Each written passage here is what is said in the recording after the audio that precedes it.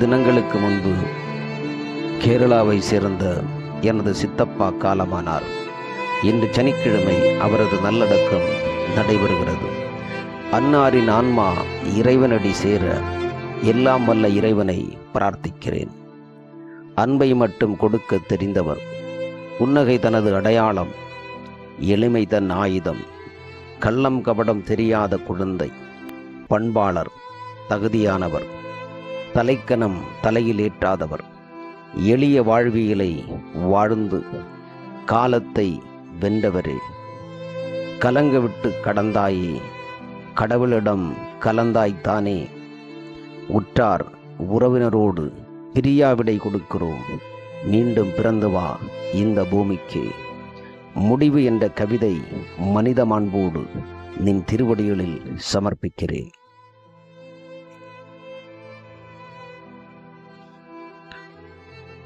கவிதையின் தலைப்பு முடிவு. வீடும் வழிவிடும், உறவும் விடைபெறும், விதையாய் புதைவாய் முளையாதிருப்பாய், கூடிய கூட்டவும் கலைந்தோடிடும், கடந்த காலம் கண்ணீர் கனவன கரையும், அழுது கொண்டே பிறரை சிரிக்க வைத்து பிறப்பார், அனைவரையும் அழ வைத்து ஒரு நாள் இறப்பார். இதற்கிடையில் என்னென்ன கூத்துகள், தாழ்ந்தவன் உயர்ந்தவன் எனும் பேதம், சாதி பெருமைகள், முகமூடி மாயாவிகளின் இருப்பிடம் மதமெனும் திரைமறைவில், அதிகாரங்களை கைப்பற்றிட கூலிப்படைகளால் உறுதி வேட்டை, ஆணவத்தின் அடையாள சின்னங்களாய் மூர்க்க பாம்புகள் பின்னி பிணைந்து ஆன்மீகமென ஜோடிப்பதும், பகைவருப்பு குரோதம் துரோகம் பழியும் பழிவாங்குதலும், எல்லாம் நான் எதிலும் நான், பேராசைகளின் பெருந்தியில் மூழ்கடித்து மரணம் அனைத்து ஆணவ அணுக்களையும் மண்ணாக்கிவிடும் ஒரு நாள்.